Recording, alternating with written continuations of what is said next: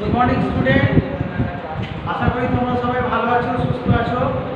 আজকে আমি তোমাদের যে ক্লাসটা নেব সেটা হচ্ছে 1857 খ্রিস্টাব্দে সিপাহী বিদ্রোহ বা মহাবিদ্রোহ।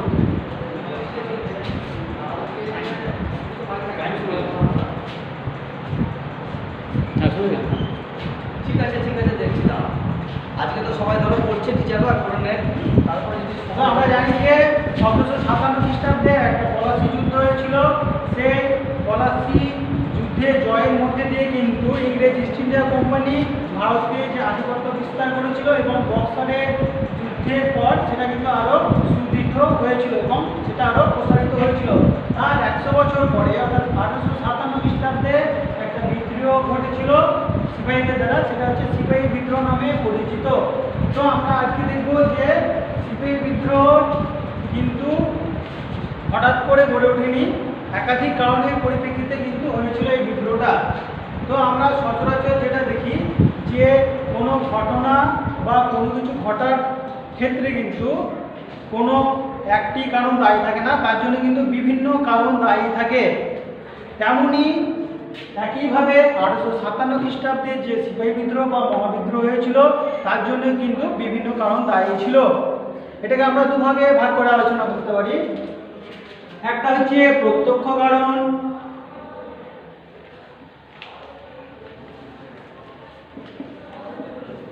এবং 2 নম্বর হচ্ছে পরোক্ষ কারণ।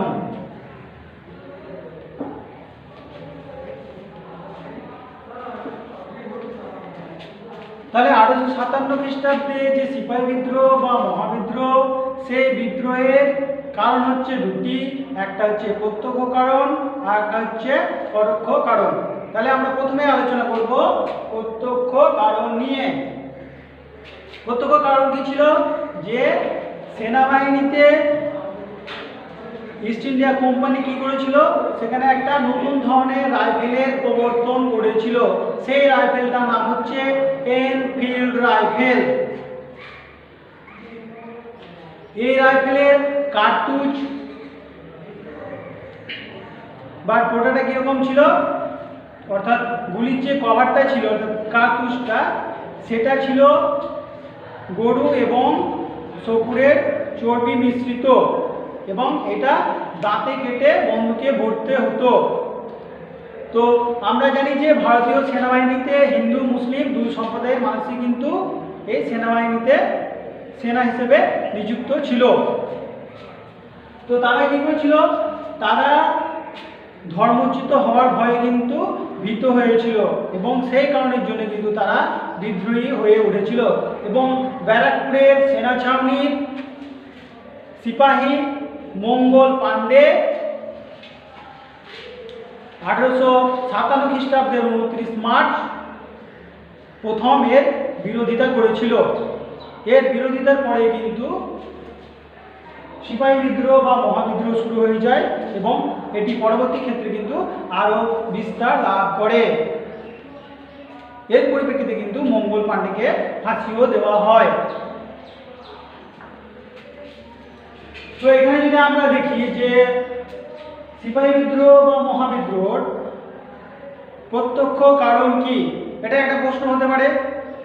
এটা বড় প্রশ্ন হয়, 4 নম্বরের প্রশ্ন হয়, আবার 2 নম্বরেরও হয়। তাহলে এটা আমাদের ভালো করে বুঝে নিতে হবে এবং পড়তে হবে। তোমাদের কোথাও যদি কোনো অসুবিধা থাকে পরে আমার সঙ্গে যোগাযোগ করে আমাকে বলবে, আমি আবার বিস্তারিতভাবে বলে দেবো। এবার আমরা আসবো পরোক্ষ কারণে। পরোক্ষের কারণকে আমরা কয়েকটা ভাগে বা কয়েকটা দিক দিয়ে বিচার বিশ্লেষণ করে দেখব। তার মধ্যে একটা হচ্ছে কি সত্য বিলোপ নীতি।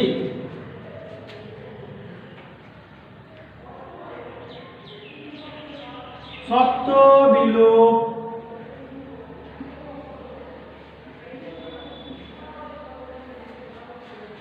নীতি। তাহলে সত্য বিলোপ নীতি লর্ড ডালহৌসি প্রবর্তন করেছিলেন। লর্ড ডালহৌসির এই প্রবর্তিত সত্য বিলোপ নীতির দ্বারা সাতারা, সম্বলপুর বিভিন্ন রাজ্য কিন্তু ইংরেজ সরকার অধিগ্রহণ করেছিল। এর পরিপ্রেক্ষিতে কি হয়েছিল, সেখানকার যে রাজারা বা শাসকরা রাজত্ব করত, তারা কিন্তু ভিতরে ভিতরে এই যে ইংরেজ ইস্ট ইন্ডিয়া কোম্পানি, এই ইংরেজ ইস্ট ইন্ডিয়া কোম্পানির বিরুদ্ধে বিক্ষুব্ধ ছিল।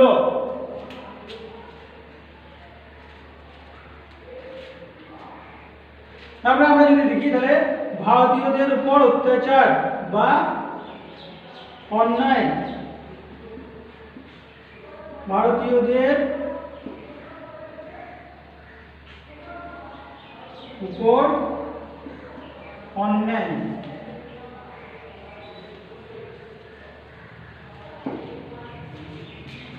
বা অত্যাচার।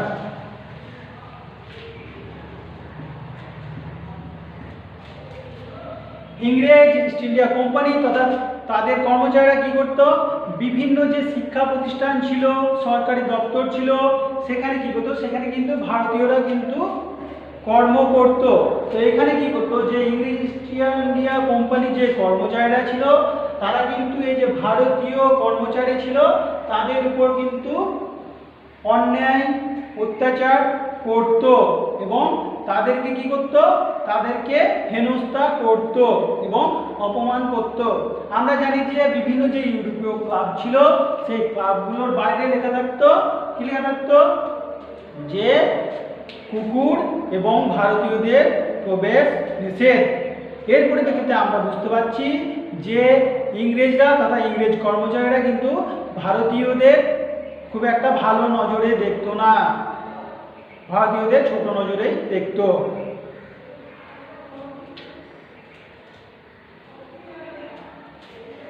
আবার আমরা যদি দেখি যে সেনাবাহিনীর ক্ষেত্রে কি হয়েছিল, তো সামরিক বাহিনীর ক্ষেত্রে সামরিক যে সেনা যে কর্মচারী ছিল, তাহলে ইংরেজ যে সৈন্যরা ছিল বা সিপাহীরা ছিল, একই যোগ্যতা থাকা সত্ত্বেও কিন্তু তারা ভারতীয় সেনা বা সিপাহীদের উপরে কিন্তু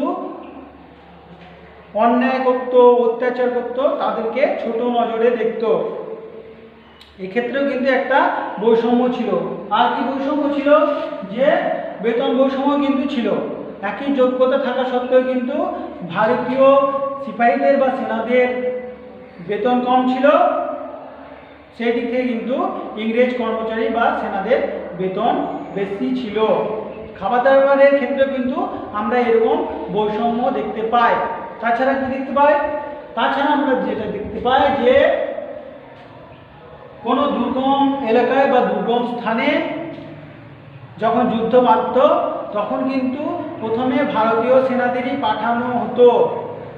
ইংরেজ ইস্ট ইন্ডিয়া কোম্পানির যে ইংরেজ সেনা বা সৈন্যবাহিনী, তাদেরকে কিন্তু পাঠানো হতো না।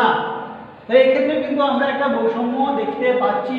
তাই এই যে বিভিন্ন রকম বৈষম্য, ভারতীয় সিপাহীদের মধ্যে কিন্তু এই বৈষম্যের বিরুদ্ধে একটা ক্ষোভ ভিতরে ভিতরে জেগে উঠেছিল এবং এই যে ক্ষোভ বা বিক্ষোভটা ছিল, এটা কিন্তু এই যে প্রত্যক্ষ কারণ অর্থাৎ এনফিল্ড রাইফেলের টোটা বা কার্তুজের ব্যবহার, এটা কিন্তু সেই বিক্ষোভে বারুদ প্রদান করেছিল।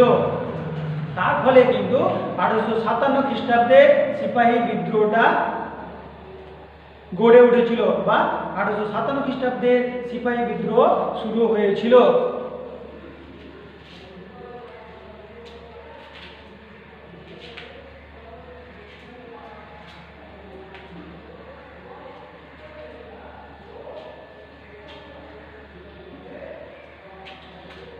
তাছাড়া যদি আমরা দেখি যে ভারতীয়দের উপর কীরকম ছিল এই সময়ের অবস্থা, তো ইংরেজ ইস্ট ইন্ডিয়া কোম্পানির কর্মচারীরা কী করতো, ভারতীয়দের উপর বিভিন্ন রকম শুল্ক বা কর চাপাতো, বিশেষ করে কৃষকদের উপরে।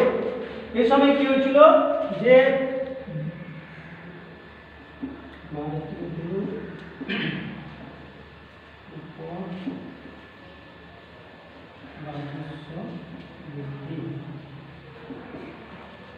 এই সময় ইংরেজ ইস্ট ইন্ডিয়া কোম্পানি তথা ইংরেজ ইস্ট ইন্ডিয়া সরকার কি করেছিল, যে ভারতীয়দের উপর রাজস্ব বৃদ্ধি করেছিল, বিশেষ করে কৃষকদের উপরে। ফলে তারা কিন্তু কৃষি কার্য ছেড়ে দিতে অনেকে বাধ্য হয়েছিল এবং অনেকে ভিক্ষাবৃত্তি করেছিল। তার মধ্যে একটা কিন্তু ক্ষোভ দেখা দিয়েছিল। আবার কি হচ্ছে, আবার শিল্পায়নের ফলে দেখা যাচ্ছে যে ভারতীয় কুটির শিল্পের ধ্বংস হচ্ছে এবং একটা শিল্পের ক্ষেত্রেও কিন্তু বৈষম্য সৃষ্টি হচ্ছে। তাহলে কুটির শিল্পের সঙ্গে যারা যুক্ত ছিল এবং ভারতীয় কৃষিকাজের সঙ্গে যারা যুক্ত ছিল তারাও কিন্তু ইংরেজ সরকারের প্রতি ক্ষুব্ধ ছিল।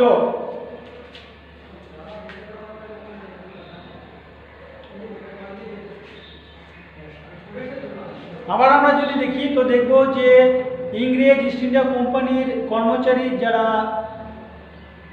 সাহায্য করতে অর্থাৎ জমিদার সামন্ত এরা কিন্তু ভারতীয় কৃষকদের বা সাধারণ শ্রেণীর উপরে কিন্তু অত্যাচার করত। এদের পরিপ্রেক্ষিতে কিন্তু একটা ক্ষোভ ছিল। এই যে সম্মিলিত ক্ষোভ, এই সম্মিলিত ক্ষোভের পরিপ্রেক্ষিতে কিন্তু যখন 1857 খ্রিস্টাব্দের 29 মার্চ ব্যারাকপুর সিপাহী ছাউনিতে মঙ্গল পাণ্ডের দ্বারা সিপাহী বিদ্রোহের সূচনা হলো, তখনই কিন্তু শুধু সিপাহীরাই কিন্তু এই বিদ্রোহে যোগদান করেনি। কৃষক শ্রেণী, সাধারণ মানুষ, বিক্ষুব্ধ রাজ্যের শাসক এবং অনেকাংশে কিছু কিছু জমিদার শ্রেণী যারা ইংরেজ কোম্পানিদের দ্বারা প্রতারিত হয়েছিল বা ঠকেছিল বা তাদের সত্যবিলোপ নীতির দ্বারা যে রাজ্য দখল করেছিল এবং কুশাসনের অজুহাতে যে রাজ্যগুলো দখল করেছিল সেখানকার জনগণ তথা শাসকরা কিন্তু এর বিরুদ্ধে বিদ্রোহী হয়ে উঠেছিল।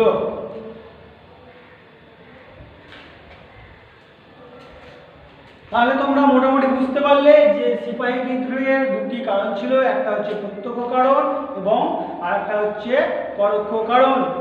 তোমাদের যদি কোথাও বুঝতে অসুবিধা হয় তো পরে আমাকে বলবে, আমি তোমাদের আবার ভালো করে বলে দেবো। এরপরে ক্লাসে আমি তোমাদের পড়াবো যে 1857 খ্রিস্টাব্দের বিদ্রোহের ব্যর্থতার কারণ।